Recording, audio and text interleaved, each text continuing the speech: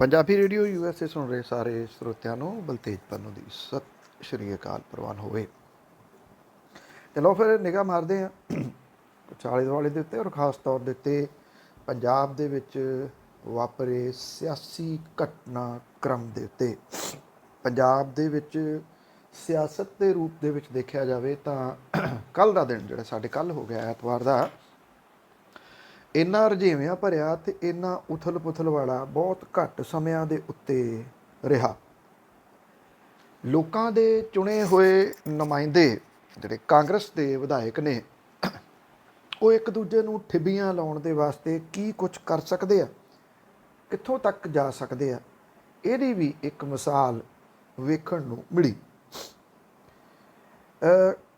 ਕਦੇ ਤਾਂ ਕਿਸੇ ਦਾ ਮੁੱਖ ਮੰਤਰੀ ਵਜੋਂ ਨਾਮ ਆ ਜਾਂਦਾ, ਕਿਉਂਕਿ ਪਹਿਲਾਂ ਜਿਹੜੇ ਹਾਈ ਕਮਾਂਡ ਸੀ ਉਹਨੇ ਵੋਟਾਂ ਪਾ ਕੇ ਵਿਧਾਇਕਾਂ ਦੀਆਂ ਮੁੱਖ ਮੰਤਰੀ ਚੁਣਨ ਦੀ ਗੱਲ ਆਖੀ। ਇਹਨਾਂ ਵਿੱਚੋਂ ਸਭ ਤੋਂ ਵੱਧ ਵੋਟਾਂ ਲੈ ਗਏ ਸੁਨੀਲ ਜਾਖੜ। ਸੁਨੀਲ ਜਾਖੜ ਦੇ ਉੱਤੇ ਕਿੰਤੂ ਪਰੰਤੂ ਕਰ ਦਿੱਤਾ ਕੁਝ ਵਿਧਾਇਕਾਂ ਨੇ, ਕਾਫੀ ਸਾਰਿਆਂ ਨੇ, ਕਿ ਨਹੀਂ ਸ਼ਾਇਦ ਇਸ ਕਰਕੇ ਕਿ ਉਹ ਇੱਕ ਜਿਹੜਾ ਉਹ ਚਿਹਰਾ ਨੇ, ਉਹ ਹਿੰਦੂ ਫੇਸ ਨੇ। ਹਾਲਾਂਕਿ ਸੁਨੀਲ ਜਾਖੜ ਹੋਰੀ ਦੇਖਿਆ ਜਾਵੇ ਤਾਂ ਉਹ ਸਰਬਪ੍ਰਵਾਨਿਤ ਨੇਤਾ ਨੇ। ਇਹ ਮੰਨਣੀ ਪਊਗੀ ਗੱਲ, ਕੋਈ ਇਹਨੂੰ ਗਲਤ ਆਖੇ ਜਾਂ ਸਹੀ ਆਖੇ, ਕਿ ਪੰਜਾਬ ਦੇ ਵਿੱਚ ਜਿੰਨੇ ਉਹ ਸਿੱਖ ਭਾਈਚਾਰੇ ਦੇ ਵਿੱਚ ਫੇਮਸ ਨੇ, ਉਨੇ ਹੀ ਹਿੰਦੂ ਭਾਈਚਾਰੇ ਦੇ ਵਿੱਚ ਵੀ ਫੇਮਸ ਨੇ। ਗੱਲ ਨਹੀਂ ਬਣੀ। ਉਸ ਤੋਂ ਬਾਅਦ ਫਿਰ ਆਈ ਮਾਝਾ ਬ੍ਰਿਗੇਡ ਦੀ ਅਗਵਾਈ ਕਰਨ ਵਾਲੇ ਸੁਖਜਿੰਦਰ ਸਿੰਘ ਰੰਧਾਵਾ ਦੀ। ਸੁਖਜਿੰਦਰ ਸਿੰਘ ਰੰਧਾਵਾ ਦੇ ਨਾਮ ਦੇ ਉੱਤੇ ਪੈਂਦਾ ਗੁਣਾ ਪੈ ਗਿਆ, ਅਤੇ ਇੱਕ ਵਾਰੀ ਇਹ ਗੱਲਾਂ ਬਾਹਰ ਆ ਗਈਆਂ ਕਿ ਸੁਖਜਿੰਦਰ ਸਿੰਘ ਰੰਧਾਵਾ ਪੰਜਾਬ ਦੇ ਅਗਲੇ ਮੁੱਖ ਮੰਤਰੀ ਹੋਣਗੇ, ਅਤੇ ਢੋਲ ਢਮੱਕੇ ਅਤੇ ਲੱਡੂ ਵੰਡਣ ਦਾ ਸਿਲਸਿਲਾ ਵੀ ਸ਼ੁਰੂ ਹੋ ਗਿਆ। ਵਿਧਾਇਕ ਜਿਹੜੇ ਸੀ ਉਹ ਅਤੇ ਉਹਨਾਂ ਦੇ ਸਮਰਥਕ ਜੁੜਨੇ ਸ਼ੁਰੂ ਹੋ ਗਏ ਸੁਖਜਿੰਦਰ ਸਿੰਘ ਰੰਧਾਵਾ ਹੋਰਾਂ ਦੇ ਘਰੇ। ਜਦੋਂ ਰਾਸ਼ਟਰਪਤੀ ਦੇ ਨੁਮਾਇੰਦੇ ਰਾਜਪਾਲ ਦੇ ਘਰ ਨੂੰ ਜਾਣ ਦੀ ਤਿਆਰੀ ਹੋਣ ਲੱਗੀ ਤਾਂ ਪੰਗਾ ਫੇਰ ਪੈ ਗਿਆ। ਕਹਿੰਦੇ ਕਿ ਨਵਜੋਤ ਸਿੰਘ ਸਿੱਧੂ ਨਾਰਾਜ਼ ਹੋ ਗਏ। ਨਵਜੋਤ ਸਿੰਘ ਸਿੱਧੂ ਕਹਿੰਦੇ ਮੁੱਖ ਮੰਤਰੀ ਮੈਨੂੰ ਬਣਾਓ। ਇਹ ਗੱਲ ਓਪਨਲੀ ਸਾਹਮਣੇ ਆਈ ਕਿ ਉਹ ਕਹਿੰਦੇ ਮੈਨੂੰ ਬਣਾਓ, ਤੁਸੀਂ ਹੋਰਾਂ ਦੇ ਉੱਤੇ ਜੋ ਗੁਣੇ ਪਾਈ ਜਾਂਦੇ ਆ, ਮੈਨੂੰ ਬਣਾਓ। ਹਾਲਾਂਕਿ ਨਵਜੋਤ ਸਿੰਘ ਸਿੱਧੂ ਹੋਰੀ ਕਾਂਗਰਸ ਦੇ ਪ੍ਰਧਾਨ ਨੇ, ਪਰ ਉਹ ਕਹਿੰਦੇ ਮੁੱਖ ਮੰਤਰੀ ਦਾ ਅਹੁਦਾ ਵੀ ਮੈਨੂੰ ਦਿਓ। ਉਹਨਾਂ ਨੂੰ ਇਹ ਲੱਗਿਆ ਕਿ ਸੁਖਜਿੰਦਰ ਸਿੰਘ ਰੰਧਾਵਾ ਹੋਰੀ ਜੇ ਇੱਥੇ ਕਾਮਯਾਬ ਹੋ ਜਾਂਦੇ ਆ ਅਤੇ ਫਿਰ ਨਵਜੋਤ ਸਿੰਘ ਸਿੱਧੂ ਹੋਰਾਂ ਦਾ ਰਾਹ ਬੰਦ ਹੋ ਸਕਦਾ 2022 ਦੇ ਵਾਸਤੇ, ਕਿਉਂਕਿ ਉਹ ਧੜੱਲੇਦਾਰ ਨੇਤਾ ਵਜੋਂ ਜਾਣੇ ਜਾਂਦੇ ਆ ਅਤੇ ਫੈਸਲੇ ਲੈਣ ਦੀ ਸਮਰੱਥਾ ਉਹਨਾਂ ਦੇ ਵਿੱਚ ਹੈਗੀ ਆ। ਇਸ ਕਰਕੇ ਉਹਨਾਂ ਨੂੰ ਲੱਗਿਆ ਕਿ ਇਹ ਕੰਮ ਖਰਾਬ ਹੋਊਗਾ। ਪੰਗਾ ਫੇਰ ਪੈ ਗਿਆ। ਨਾਲ ਦੀ ਨਾਲ ਵਿਧਾਇਕ ਫਿਰ 5 ਸਟਾਰ ਹੋਟਲ ਦੇ ਵਿੱਚ ਸੱਦੇ ਗਏ ਵੀ ਕਿਤੇ ਨਾ ਜਾਓ ਰਾਜਪਾਲ ਕੋਲੇ, ਮੁੜ ਆਓ, ਅਜੇ ਕੰਮ ਨਿਬੜਿਆ ਨਹੀਂ। ਜਦੋਂ ਫੇਰ ਮੁੜ ਕੇ ਆਏ ਤਾਂ ਇਹ ਕਿਹਾ ਜਾਂਦਾ ਕਿ ਜੋ ਖਬਰਾਂ ਨੇ ਕਿ ਇੱਕ ਤਾਂ 2 ਸਾਬਕਾ ਪ੍ਰਧਾਨ ਅਤੇ ਇੱਕ ਮੌਜੂਦਾ ਪ੍ਰਧਾਨ ਕਾਂਗਰਸ ਦਾ, ਇਹ ਤਿੰਨਾਂ ਨੇ ਰਲ ਕੇ ਹਾਈ ਕਮਾਂਡ ਦੇ ਨਾਲ ਗੱਲ ਕੀਤੀ ਅਤੇ ਸੁਖਜਿੰਦਰ ਸਿੰਘ ਰੰਧਾਵਾ ਹੋਰਾਂ ਨੂੰ ਮਿਲਦੀ ਕੁਰਸੀ ਉਹਨਾਂ ਤੋਂ ਖਿਸਕ ਗਈ, ਔਰ ਇਹ ਕੁਰਸੀ ਖਿਸਕ ਕੇ ਉੱਥੇ ਜਾ ਪਈ ਜਿੱਥੇ ਉਮੀਦ ਘੱਟ ਸੀ। ਚਰਨਜੀਤ ਸਿੰਘ ਚੰਨੀ ਉਹ ਹੁਣ ਪੰਜਾਬ ਦੇ ਅਗਲੇ ਮੁੱਖ ਮੰਤਰੀ ਹੋਣਗੇ। ਹੁਣ ਤੋਂ ਕੁਝ ਘੰਟਿਆਂ ਤੋਂ ਬਾਅਦ ਉਹ ਸਹੁੰ ਚੁੱਕਣਗੇ।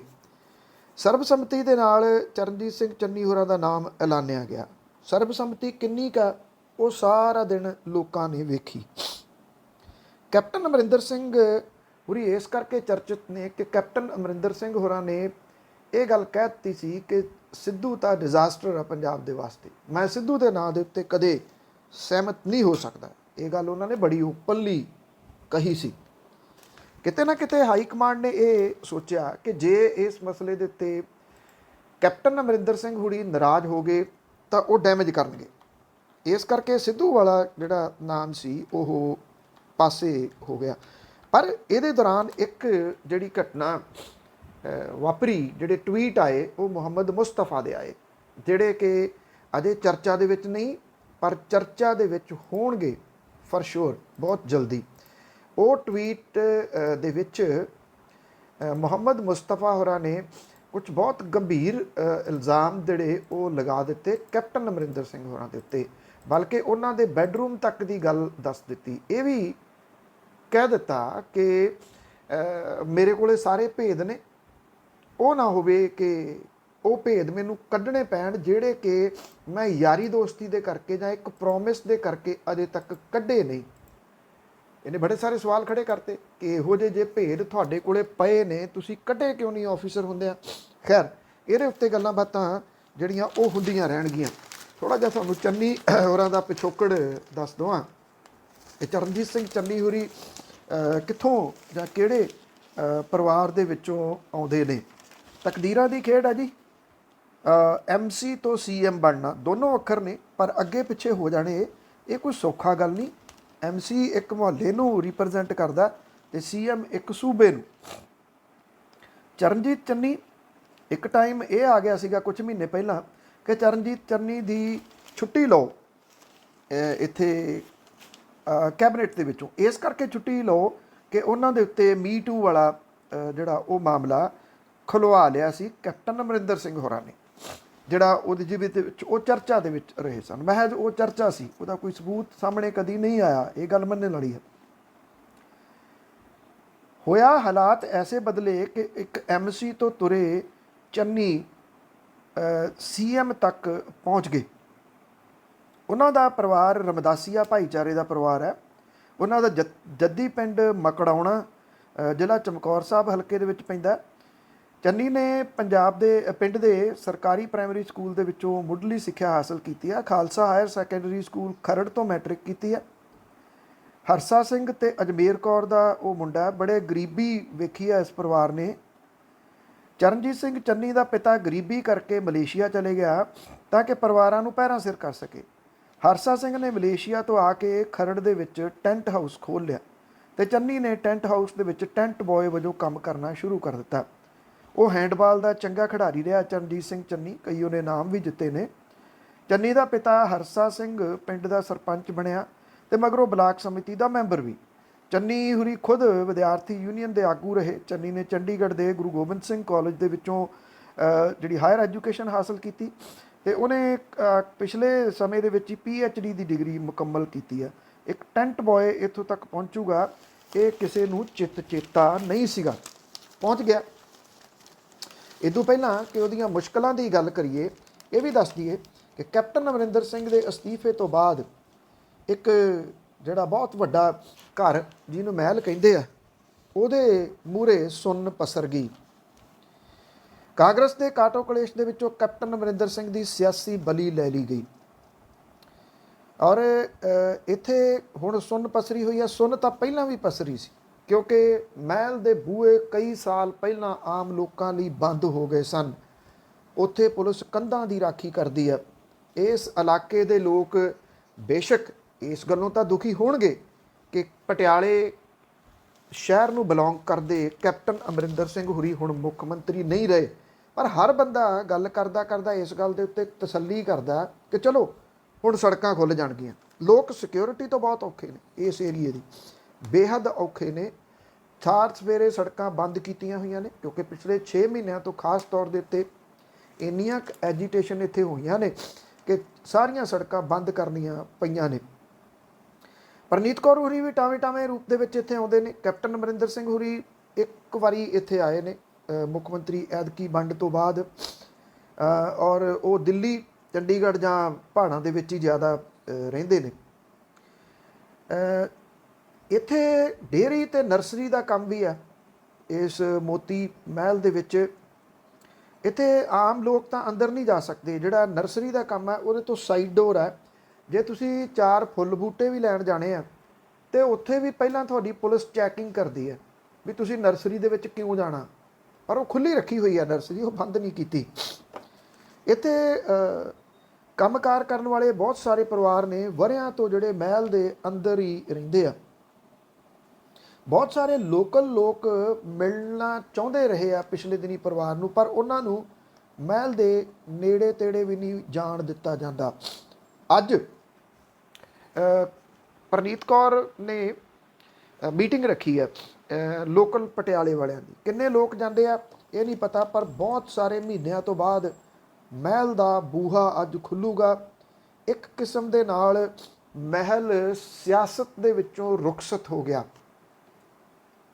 क्योंकि जिहो जे हालात बने आ, जिहो जी बयानबाजी कैप्टन अमरिंਦਰ ਸਿੰਘ ਹੋਰਾਂ ने की आ, लगता नहीं उन्होंने परिवार ਨੂੰ ਕਾਂਗਰਸ ਦੀ ਸਿਆਸਤ ਦੇ ਵਿੱਚ ਹੁਣ ਕੋਈ ਪੈਰ ਛੇਤੀ ਲਾਉਣ ਦੇਊਗਾ। ਇਹ ਮੰਨਣ ਵਾਲੀ ਗੱਲ ਹੈ। ਉਹਨਾਂ ਦੀ ਬੇਟੀ ਜੈਇੰਦਰ ਕੌਰ ਇੱਥੋਂ ਕੋਸ਼ਿਸ਼ ਕਰਦੇ ਰਹੇ ਆ ਪਿਛਲੇ ਦਿਨਾਂ ਤੋਂ ਕਿ ਉਹ ਸ਼ਹਿਰ ਤੋਂ ਚੋਣ ਲੜਨ ਦਿੱਤੀ ਜਾਂਦੀ ਜਾਂ ਨਹੀਂ। ਤੇ ਪ੍ਰਨੀਤ ਕੌਰ ਹੋਰੀ ਜਦੋਂ ਇੱਕ ਆਮ ਜਿਹਾ ਵਿਅਕਤੀ ਡਾਕਟਰ ਗਾਂਧੀ ਉਹਨਾਂ ਨੇ ਹਰਾਤਾ ਪ੍ਰਨੀਤ ਕੌਰ ਹੋਰਾਂ ਨੂੰ 14 ਦੀਆਂ ਇਲੈਕਸ਼ਨਾਂ ਦੇ ਵਿੱਚ, ਤੇ 19 ਦੇ ਵਿੱਚ ਜੋ ਕੁਝ ਉਹ ਕਰ ਸਕਦੇ ਸੀ ਉਹਨਾਂ ਨੇ ਕਰਕੇ ਇਹ ਚੋਣ ਜਿੱਤੀ ਤੇ ਦੁਬਾਰਾ ਤੋਂ ਮੈਂਬਰ ਪਾਰਲੀਮੈਂਟ ਬਣੇ। ਪਰ ਕਾਂਗਰਸ ਸੱਤਾ ਦੇ ਵਿੱਚ ਨਹੀਂ ਆਈ, ਇਸ ਕਰਕੇ ਉਹ ਮਹਿਜ਼ ਮੈਂਬਰ ਪਾਰਲੀਮੈਂਟ ਰਹਿ ਗਏ। ਉਹ ਵੀ ਇੱਥੇ ਨਹੀਂ ਰਹਿੰਦੇ, ਉਹਨਾਂ ਦਾ ਬੇਟਾ ਵੀ ਇੱਥੇ ਨਹੀਂ ਰਹਿੰਦਾ। ਮਹਿਲ ਖੜਾ, ਕੰਧਾਂ ਖੜੀਆਂ ਨੇ, ਕੰਧਾਂ ਦੀ ਰਾਖੀ ਪੁਲਿਸ ਕਰ ਰਹੀ ਹੈ। ਇਸ ਗੱਲ ਦੀ ਉਮੀਦ ਹੈ ਕਿ ਬਹੁਤ ਸਾਰੇ ਮਹੀਨਿਆਂ ਤੋਂ ਬੰਦ ਪਈ ਸੜਕ ਜਿਹੜੀ ਕੈਪਟਨ ਅਮਰਿੰਦਰ ਸਿੰਘ ਦੇ ਇਸ ਮੋਤੀ ਮਹਿਲ ਦੇ ਮੂਹਰਿਓਂ ਲੰਘਦੀ ਆ, ਉਹ ਹੁਣ ਖੁੱਲ੍ਹ ਜਾਊਗੀ। ਜੇ ਦੁਬਾਰਾ ਫਿਰ ਚੰਨੀ ਤੇ ਆਈਏ ਜਾਂ ਪੰਜਾਬ ਸਰਕਾਰ ਤੇ ਆਈਏ ਤਾਂ ਕਾਂਗਰਸ ਨੇ ਇੱਕ ਸੁਨੇਹਾ ਇਹ ਦੇਣ ਦੀ ਕੋਸ਼ਿਸ਼ ਕੀਤੀ ਆ ਜੋ ਭਾਰਤੀ ਜਨਤਾ ਪਾਰਟੀ ਨੇ ਦਿੱਤਾ ਗੁਜਰਾਤ ਦੇ ਵਿੱਚ। ਮੁੱਖ ਮੰਤਰੀ ਬਦਲ ਦਿਓ, ਮੁੱਖ ਮੰਤਰੀ ਬਦਲਣ ਦੇ ਨਾਲ ਐਂਟੀ ਇਨਕੰਬੈਂਸੀ ਬਦਲ ਜਾਂਦੀ ਹੈ। ਇਹ ਉਹ ਸਿਆਸੀ ਪਾਰਟੀਆਂ ਦਾ ਮੰਨਣਾ। ਪਰ ਪੰਜਾਬ ਦੇ ਕੁਝ ਮਸਲੇ ਇਸ ਤਰ੍ਹਾਂ ਦੇ ਮਸਲੇ ਨੇ ਜਿਹੜੇ ਭੁਲਾ ਸਕਣੇ ਲੋਕਾਂ ਦੇ ਇੰਪੋਸੀਬਲ ਆ। ਇਹਦੇ ਕਿਉਂਕਿ ਇਹ ਸੈਂਸਿਟਿਵ ਨੇ, ਲੋਕਾਂ ਦੇ ਦਿਲੋਂ ਦਿਮਾਗ ਦੇ ਉੱਤੇ ਚੜੇ ਹੋਏ ਨੇ ਇਹ, ਇਸ ਕਰਕੇ ਇਹਨਾਂ ਨੂੰ ਭੁਲਾਇਆ ਜਾ ਸਕਣਾ ਬਹੁਤ ਔਖਾ ਹੈ। ਖਾਸ ਤੌਰ ਤੇ ਜਿਹੜਾ ਬੇਅਦਬੀ ਕਾਂਡ ਹੈ, ਇਸ ਤੁਸੀਂ ਕਹਿ ਸਕਦੇ ਹੋ ਕਿ ਜਿੰਨੀ ਦੇਰ ਤੱਕ ਇਹਦਾ ਹੱਲ ਨਹੀਂ ਨਿਕਲਦਾ ਉਨੀ ਦੇਰ ਤੱਕ ਇਹ ਕੁਝ ਨਹੀਂ ਜਿਹੜਾ ਉਹ ਹੋ ਸਕਣਾ। ਲੋਕਾਂ ਨੂੰ ਇਹ ਭੁੱਲਣਾ ਨਹੀਂ, ਇਹਦੇ ਉੱਤੇ ਕੰਮ ਕਰਨਾ ਪਊਗਾ। ਨਸ਼ੇ ਦਾ ਮਾਮਲਾ ਬਹੁਤ ਵੱਡਾ ਹੈ। ਕੈਪਟਨ ਅਮਰਿੰਦਰ ਸਿੰਘ ਹੋਰਾਂ ਨੇ ਡੱਕਾ ਨਹੀਂ ਤੋੜਿਆ ਇਹਨਾਂ ਮਾਮਲਿਆਂ ਦੇ ਉੱਤੇ। ਇਹਦੇ ਉੱਤੇ ਤੁਰੰਤ ਬੜੀ ਤੇਜ਼ੀ ਦੇ ਨਾਲ ਕੰਮ ਕਰਨਾ ਪਊਗਾ। ਪਾਵਰ ਪਰਚੇਜ਼ ਐਗਰੀਮੈਂਟ, ਇਹ ਬੜੇ ਅਹਿਮ ਇਸ਼ੂਜ਼ ਨੇ, ਇਹਨਾਂ ਦੇ ਉੱਤੇ ਕੰਮ ਕਰਨਾ ਪਊਗਾ। ਕਿੰਨਾ ਕਰਦੇ ਨੇ ਇਹ ਵੇਖਣਾ ਹੋਊਗਾ, ਕਿੰਨੀ ਛੇਤੀ ਕਰਦੇ ਨੇ, ਕਿਉਂਕਿ ਇਹ ਸਰਕਾਰ ਇਸ ਤਰ੍ਹਾਂ ਦੀ ਹੋਊਗੀ ਜਿਹਦਾ ਕੋਈ ਹਨੀਮੂਨ ਪੀਰੀਅਡ ਨਹੀਂ ਹੈਗਾ ਕਿ ਠੀਕ ਹੈ ਜੀ 2 ਮਹੀਨੇ ਲੰਘ ਲੈਣ ਦਿਓ ਕਰ ਦਾਂਗੇ। ਇਹ ਪੋਸੀਬਲ ਨਹੀਂ ਹੋ ਸਕਣਾ। ਇਹ ਤਾਂ ਤੁਰੰਤ ਇਹਦੇ ਉੱਤੇ ਕੰਮ ਕਰਨਾ ਪਊਗਾ। ਜੇ ਕਰ ਸਕਣਗੇ ਤੇ ਕੁਛ ਨਾ ਕੁਛ ਉਹ ਦੇ ਸਕਣਗੇ, ਨਹੀਂ ਤਾਂ ਬਾਕੀ ਮੁੱਖ ਮੰਤਰੀਆਂ ਵਾਂਗ ਉਹਨਾਂ ਦਾ ਨਾਮ ਵੀ ਲਿਖਿਆ ਜਾਊਗਾ। ਰਜਿੰਦਰ ਕੌਰ ਭੱਠਲ ਹੋਰੀ ਆਏ ਸੀਗੇ ਹਰਚੰਦ ਸਿੰਘ ਬਰਾੜ ਹੋਰਾਂ ਨੂੰ ਹਟਾ ਕੇ। ਰਜਿੰਦਰ ਕੌਰ ਭੱਠਲ ਹੋਰੀ ਕੱਖ ਨਹੀਂ ਕਰ ਸਕੇ ਸੀਗੇ ਉਸ ਵੇਲੇ ਜਦੋਂ ਇਹ ਗੱਲ ਹੈਗੀ ਹੈ 97 ਮਾਫ ਕਰਨਾ ਇਹ 91 ਦੀ, ਔਰ ਉਹ ਕੁਛ ਨਹੀਂ ਸਨ ਇਸ ਮਸਲੇ ਦੇ ਉੱਤੇ ਕਰ ਸਕੇ ਕਿਉਂਕਿ ਸਮਾਂ ਬਹੁਤ ਥੋੜਾ ਸੀ। ਉਹਨਾਂ ਨੇ ਬੜੀਆਂ ਸਾਰੀਆਂ ਸਕੀਮਾਂ ਐਲਾਨੀਆਂ, ਸਕੀਮਾਂ ਐਲਾਨਣ ਦੇ ਨਾਲ ਕੁਛ ਨਹੀਂ ਹੋਣਾ। ਇੱਥੇ ਕੁਛ ਸੋਲਿਡ ਦੱਸਣਾ ਪਊਗਾ। ਨਾਲੇ ਉਦੋਂ ਦੇ ਵਿੱਚ ਤੇ ਹੁਣ ਦੇ ਵਿੱਚ ਬਹੁਤ ਜ਼ਿਆਦਾ ਜਿਹੜਾ ਉਹ ਫਰਕ ਹੈ, ਬਹੁਤ ਫਰਕ ਹੈ। ਹੁਣ ਲੋਕਾਂ ਨੂੰ ਬਹੁਤ ਸਾਰੀਆਂ ਗੱਲਾਂ ਯਾਦ ਨੇ, ਇਹ ਬਾਰ-ਬਾਰ ਯਾਦ ਕਰਵਾਉਣੀਆਂ ਵੀ ਪੈਣਗੀਆਂ ਸਰਕਾਰ ਨੂੰ ਕਿ ਆਹ ਮੁੱਦਿਆਂ ਕਰਕੇ ਕੈਪਟਨ ਅਮਰਿੰਦਰ ਸਿੰਘ ਹੋਰੀ ਚੋਣ ਹਾਰੇ ਨੇ, ਤੇ ਜੇ ਕਾਂਗਰਸ ਨੇ ਅੱਗੋਂ ਜਿੱਤਣਾ ਤੇ ਉਹਨੂੰ ਇਹ ਕੁਝ ਕਰਨਾ ਪਊਗਾ। ਇਹ ਤੋਂ ਹਟ ਕੇ ਕੁਝ ਗੱਲਾਂ ਹੋਰ ਕਰੀਏ ਤੇ ਭਾਰਤ ਦੇ ਵਿੱਚ ਕਰੋਨਾ ਦੇ ਕੇਸ ਘਟਣ ਦੇ ਮੱਦੇਨਜ਼ਰ ਸਰਕਾਰ ਛੇਤੀ ਮੁਲਕ ਨੂੰ ਵਿਦੇਸ਼ੀ ਸੈਲਾਨੀਆਂ ਦੇ ਵਾਸਤੇ ਖੋਲ੍ਹ ਸਕਦੀ ਹੈ। 1.5 ਸਾਲ ਮਗਰੋਂ ਇਹ ਫੈਸਲਾ ਛੇਤੀ ਲਿਆ ਜਾ ਸਕਦਾ ਹੈ। ਪਹਿਲੇ 5 ਲੱਖ ਵੀਜ਼ੇ ਬਿਨਾਂ ਫੀਸ ਤੋਂ ਦਿੱਤੇ ਜਾਣਗੇ ਤਾਂ ਕਿ ਸੈਰ ਸਪਾਟਾ ਸਨਅਤ ਨੂੰ ਮੁੜ ਕੇ ਪੈਰਾਂ ਸਿਰ ਕੀਤਾ ਜਾ ਸਕੇ। ਮਹਾਮਾਰੀ ਕਰਕੇ ਸੈਰ ਸਪਾਟਾ, ਮਹਿਮਾਨ ਨਵਾਜ਼ੀ ਤੇ ਹਵਾਬਾਜ਼ੀ ਸੈਕਟਰ ਦਾ ਬੜਾ ਵੱਡਾ ਨੁਕਸਾਨ ਹੋਇਆ। ਗ੍ਰਹਿ ਮੰਤਰਾਲਾ ਇਸ ਮੁੱਦੇ ਦੇ ਉੱਤੇ ਸਾਰੇ ਜਿਹੜੇ ਵਰਗ ਨੇ ਉਹਨਾਂ ਦੇ ਨਾਲ ਵਿਚਾਰ ਚਰਚਾ ਕਰ ਰਿਹਾ। ਅਗਲੇ 10 ਦਿਨਾਂ ਦੇ ਵਿੱਚ ਇਹਦਾ ਐਲਾਨ ਕੀਤਾ ਜਾ ਸਕਦਾ। ਇਹ ਇੱਕ ਚੰਗੀ ਖਬਰ ਹੋਊਗੀ। ਭਾਰਤ ਦੇ ਵਿੱਚ ਕੋਵਿਡ ਟੀਕਾਕਰਨ ਕਰਕੇ 80 ਕਰੋੜ ਤੋਂ ਉੱਪਰ ਚਲੇ ਗਿਆ। ਜੇ ਸਰਕਾਰੀ ਅੰਕੜਿਆਂ ਦੀ ਗੱਲ ਕਰੀਏ, ਮੁਫਤ ਵੀਜ਼ਾ ਸੈਲਾਨੀਆਂ ਨੂੰ 31 ਮਾਰਚ 2022 ਤੱਕ ਦਿੱਤਾ ਜਾਊਗਾ। ਸਰਕਾਰ ਫੀਸ ਦਾ 100 ਕਰੋੜ ਰੁਪਈਆ ਬੋਝ ਖੁਦ ਝੱਲੂਗੀ। ਮਹੀਨੇ ਦੇ ਟੂਰਿਸਟ ਵੀਜ਼ਾ ਦੀ ਫੀਸ ਵੱਖ-ਵੱਖ ਮੁਲਕਾਂ ਲਈ ਵੱਖੋ ਵੱਖਰੀ ਹੈ, ਪਰ ਇਹ ਕਰੀਬ $25 ਹੈ। ਸਾਲ ਦੇ ਮਲਟੀਪਲ ਵੀਜ਼ਾ ਦੀ ਫੀ $40 ਹੈ। ਟੂਰਿਸਟ ਵੀਜ਼ਾ 2020 ਤੋਂ ਬੰਦ ਪਿਆ। ਇਹਦੇ ਨਾਲ ਉਮੀਦ ਇਸ ਗੱਲ ਦੀ ਕੀਤੀ ਜਾਂਦੀ ਹੈ ਕਿ ਵੱਖ-ਵੱਖ ਮੁਲਕਾਂ ਦੇ ਵਾਸਤੇ ਜਿਹੜੀਆਂ ਫਲਾਈਟਸ ਨੇ ਉਹ ਖੁੱਲਣਗੀਆਂ, ਕਿਉਂਕਿ ਜੇ ਤੁਸੀਂ ਸੈਲਾਨੀ ਖੋਲ੍ਹਣੇ ਆ ਤੁਹਾਨੂੰ ਫਲਾਈਟ ਖੋਲ੍ਹਣੀਆਂ ਪੈਣੀਆਂ ਨੇ। ਤੇ ਉਮੀਦ ਕਰਦੇ ਹਾਂ ਕਿ ਬਾਕੀ ਮੁਲਕ ਜਿਹੜੇ ਨੇ ਉੱਥੋਂ ਖੁੱਲਣਗੀਆਂ। ਲੋਕ ਇਸ ਮਾਮਲੇ ਦੇ ਉੱਤੇ ਬਹੁਤ ਤੰਗ ਨੇ, ਖਾਸ ਤੌਰ ਦੇ ਉੱਤੇ ਪੰਜਾਬੀ ਪਰਿਵਾਰਾਂ ਦੀ ਜਿੰਨੀ ਚੰਮ ਲੈ ਰਹੀ ਆ ਕੈਨੇਡਾ ਵਗੈਰਾ ਜਾਣ ਦੇ ਵਾਸਤੇ 3.5 ਲੱਖ 4 ਲੱਖ ਰੁਪਏ ਦੀ ਟਿਕਟ ਉਹਨਾਂ ਨੂੰ ਲੈਣੀ ਪੈ ਰਹੀ ਆ, ਸਟੂਡੈਂਟਸ ਨੂੰ ਖਾਸ ਤੌਰ ਦੇ ਉੱਤੇ। ਉਮੀਦ ਕੀਤੀ ਜਾਂਦੀ ਹੈ ਕਿ ਅਗਲੇ 10-15 ਦਿਨਾਂ ਦੇ ਵਿੱਚ ਇਹਦੇ ਉੱਤੇ ਕੰਮ ਹੋ ਜਾਊਗਾ ਤੇ ਇਸ ਮਹੀਨੇ ਦੇ ਅੰਤ ਤੱਕ ਇਹ ਖੁੱਲ੍ਹ ਸਕਦਾ ਸਾਰਾ ਕੁਝ। ਇੱਥੇ ਜਿਹੜੇ ਖੇਤੀ ਕਾਨੂੰਨ ਨੇ ਉਹਨਾਂ ਨੂੰ ਰੱਦ ਕਰਾਉਣ ਦੇ ਵਾਸਤੇ ਮੋਹਾਲੀ ਦੇ ਵਿੱਚ ਮਹਾਪੰਚਾਇਤ ਕੀਤੀ ਗਈ। ਬਹੁਤ ਵੱਡੀ ਗਿਣਤੀ ਦੇ ਵਿੱਚ ਲੋਕ ਇਹਦੇ ਵਿੱਚ ਸ਼ਾਮਲ ਹੋਏ। ਇਹਦੇ ਵਿੱਚ ਸੰਯੁਕਤ ਕਿਸਾਨ ਮੋਰਚੇ ਦੇ ਜਿਹੜੇ ਮੇਨ ਆਗੂ ਨੇ ਉਹ ਵੀ ਸ਼ਾਮਲ ਹੋਏ। ਬਲਬੀਰ ਸਿੰਘ ਰਾਜੇਵਾਲ ਹੋਰਾਂ ਨੇ ਕਿਸਾਨੀ ਸੰਘਰਸ਼ ਦੇ ਵਿੱਚ ਕਿਸਾਨ ਬੀਬੀਆਂ ਤੇ ਨੌਜਵਾਨਾਂ ਦੀ ਸ਼ਲਾਘਾ ਕੀਤੀ। ਮੋਦੀ ਸਰਕਾਰ ਦੀਆਂ ਚੂਲਾਂ ਹਿਲਾਉਣ ਲਈ ਇਹ ਸੱਦਾ ਦਿੱਤਾ ਕਿ 27 ਸਤੰਬਰ ਦੇ ਭਾਰਤ ਬੰਦ ਨੂੰ ਸਫਲ ਬਣਾਇਆ ਜਾਵੇ। ਇਹਦੇ ਸੰਬੰਧੀ ਸ਼ਹਿਰਾਂ, ਕਸਬਿਆਂ, ਪਿੰਡਾਂ ਤੇ ਆਮ ਲੋਕਾਂ, ਵਪਾਰੀ ਵਰਗ, ਛੋਟੇ ਕਾਰੋਬਾਰੀਆਂ ਨੂੰ ਲਾਮਬੰਦ ਕੀਤਾ ਜਾਵੇ। ਉਹਨਾਂ ਨੇ ਕਿਹਾ ਕਿ ਕਿਸਾਨਾਂ ਨੇ ਅੱਧੀ ਤੋਂ ਵੱਧ ਲੜਾਈ ਜਿੱਤ ਲਈ ਹੈ ਤੇ ਕਿਸਾਨ ਤਿੰਨੋਂ ਕਾਨੂੰਨ ਰੱਦ ਕਰਵਾ ਕੇ ਘਰਾਂ ਨੂੰ ਮੁੜਨਗੇ। ਸੋਨੀਆ ਮਾਨ ਨੇ ਇਹ ਗੱਲ ਕਹੀ ਕਿ ਕਿਸਾਨ ਅੰਦੋਲਨ ਨੇ ਪੂਰੇ ਸੰਸਾਰ ਨੂੰ ਨਵੀਂ ਸੇਧ ਦਿੱਤੀ ਹੈ। ਤੋ ਇਹ ਇੱਥੇ ਬਹੁਤ ਵੱਡੀ ਗਿਣਤੀ ਦੇ ਵਿੱਚ ਲੋਕ ਪਹੁੰਚੇ ਹੋਏ ਸਨ। ਬਹੁਤ ਸਾਰੇ ਲੋਕ ਪੰਜਾਬ ਦੀਆਂ ਵਾਪਰ ਰਹੀਆਂ ਸਿਆਸੀ ਘਟਨਾਵਾਂ ਨੂੰ ਵੇਖਣ ਦੇ ਵਾਸਤੇ ਐਤਵਾਰ ਹੋਣ ਕਰਕੇ ਘਰਾਂ 'ਚ ਡੱਕੇ ਰਹੇ, ਪਰ ਇਹ ਲੋਕ ਕਿਸਾਨੀ ਨੂੰ ਕਮਿਟਡ ਉਸੇ ਵੱਡੀ ਗਿਣਤੀ ਦੇ ਵਿੱਚ ਮੋਹਾਲੀ ਦੇ ਵਿੱਚ ਇਕੱਠੇ ਹੋਏ। ਇਹ ਆਪਣੇ ਆਪ ਦੇ ਵਿੱਚ ਮਿਸਾਲ ਸੀ ਕਿ ਇਹਨਾਂ ਦੇ ਉੱਤੇ ਇਸ ਚੀਜ਼ ਦਾ ਕੋਈ ਅਸਰ ਨਹੀਂ। ਉਹਨਾਂ ਦਾ ਸਾਰਾ ਧਿਆਨ ਜਿਹੜਾ ਲੱਗਿਆ ਹੋਇਆ ਉਹ ਇਸੇ ਕਿਸਾਨੀ ਅੰਦੋਲਨ ਦੇ ਉੱਤੇ ਲੱਗਿਆ ਹੋਇਆ, ਜਿਹੜਾ ਕਿ ਇਸ ਵੇਲੇ 10ਵੇਂ ਮਹੀਨੇ ਦੇ ਵਿੱਚ ਚੱਲ ਰਿਹਾ। ਅਰਵਿੰਦ ਕੇਜਰੀਵਾਲ ਜਿਹੜੇ ਕਿ ਆਮ ਆਦਮੀ ਪਾਰਟੀ ਦੇ ਸੁਪਰੀਮੋ ਨੇ, ਪੰਜਾਬ ਵੱਲ ਤਾਂ ਨਹੀਂ ਉਹ ਆ ਰਹੇ ਇਸ ਵੇਲੇ, ਪਰ ਉੱਤਰਾਖੰਡ ਦੇ ਵਿੱਚ ਉਹ ਜ਼ਰੂਰ ਚਲੇ ਗਏ ਔਰ ਉੱਥੇ ਜਾ ਕੇ ਬੜੇ ਸਾਰੇ ਐਲਾਨ ਕਰਤੇ ਸਰਕਾਰੀ ਤੌਰ ਦੇ ਉੱਤੇ। ਇਹ ਕਹਿਤਾ ਕਿ ਉੱਤਰਾਖੰਡ ਦੇ ਵਿੱਚ ਪ੍ਰਵਾਸ ਨੂੰ ਰੋਕਣ ਲਈ ਉਚੇਚੇ ਕਦਮ ਚੁੱਕੇ ਜਾਣਗੇ। ਇਹ ਵੀ ਕਹਿਤਾ ਕਿ ਪਾਰਟੀ ਅਗਲੀਆਂ ਵਿਧਾਨ ਸਭਾ ਚੋਣਾਂ ਦੇ ਵਿੱਚ ਸੱਤਾ ਚਾਹੁੰਦੀ ਹੈ ਤੇ ਸੂਬੇ ਦੇ ਲੋਕਾਂ ਨੂੰ ਬੇਰੁਜ਼ਗਾਰੀ ਭੱਤਾ ਤੇ 80% ਨੌਕਰੀਆਂ ਦਾ ਕੋਟਾ ਦਿੱਤਾ ਜਾਊਗਾ। ਕੇਜਰੀਵਾਲ ਨੇ 6 ਵਾਅਦੇ ਕਰਕੇ ਕਿਹਾ ਕਿ ਵੋਟਾਂ ਪਾ ਕੇ ਆਪਣੇ ਆਪ ਨੂੰ ਸੱਤਾ ਦੇ ਵਿੱਚ ਦਿੱਲੀ 'ਚ ਉਹਨਾਂ ਨੇ ਲਿਆਂਦਾ ਸੀ ਤਾਂ ਉੱਤਰਾਖੰਡ ਦੇ ਹਰੇਕ ਨੌਜਵਾਨ ਨੂੰ ਰੁਜ਼ਗਾਰ ਦਿੱਤਾ ਜਾਊਗਾ। ਇਹ ਵੀ ਕਿਹਾ ਕਿ ਜਦੋਂ ਤੱਕ ਨੌਕਰੀ ਨਹੀਂ ਮਿਲ ਜਾਂਦੀ ਉਦੋਂ ਤੱਕ ਹਰੇਕ ਪਰਿਵਾਰ ਦੇ ਜੀਅ ਨੂੰ ਮਹੀਨਾਵਾਰ 5000 ਰੁਪਈਆ ਅਦਾ ਕੀਤਾ ਜਾਊਗਾ। ਇਹ ਬੜੇ ਵੱਡੇ ਵਾਅਦੇ ਨੇ, ਪਰ ਇੰਨਾ ਜ਼ਰੂਰ ਹੈ ਕਿ ਜੇ ਇਸ ਤਰ੍ਹਾਂ ਦੇ ਵਾਅਦੇ ਅਰਵਿੰਦ ਕੇਜਰੀਵਾਲ ਇੱਥੇ ਪੰਜਾਬ ਦੇ ਵਿੱਚ ਆ ਕੇ ਕਰਦਾ ਤਾਂ ਕੀ ਉਹਨਾਂ ਨੇ ਉਹ ਇੱਥੇ ਕਿਉਂ ਨਹੀਂ ਕਰਨਾ ਚਾਹੁੰਦਾ, ਇਸ ਪਾਸੇ ਨੂੰ ਮੂੰਹ ਕਿਉਂ ਨਹੀਂ ਕਰਨਾ ਚਾਹੁੰਦਾ? ਸ਼ਾਇਦ ਉਹਨੂੰ ਪਤਾ ਹੈ ਕਿ ਇੱਥੇ ਜਿਹੜਾ ਮੁੱਖ ਮੰਤਰੀ ਦਾ ਚਿਹਰਾ ਨਾ ਐਲਾਨ ਸਕਣਾ, ਇਹਦੇ ਉੱਤੇ ਬਹੁਤ ਸਾਰੇ ਸਵਾਲ ਉਹਨੂੰ ਹੋਣਗੇ। ਤੋ ਇਸ ਕਰਕੇ ਉਹ ਇਸ ਪਾਸੇ ਵੱਲ ਅਜੇ ਤੱਕ ਨਹੀਂ ਆ ਰਿਹਾ।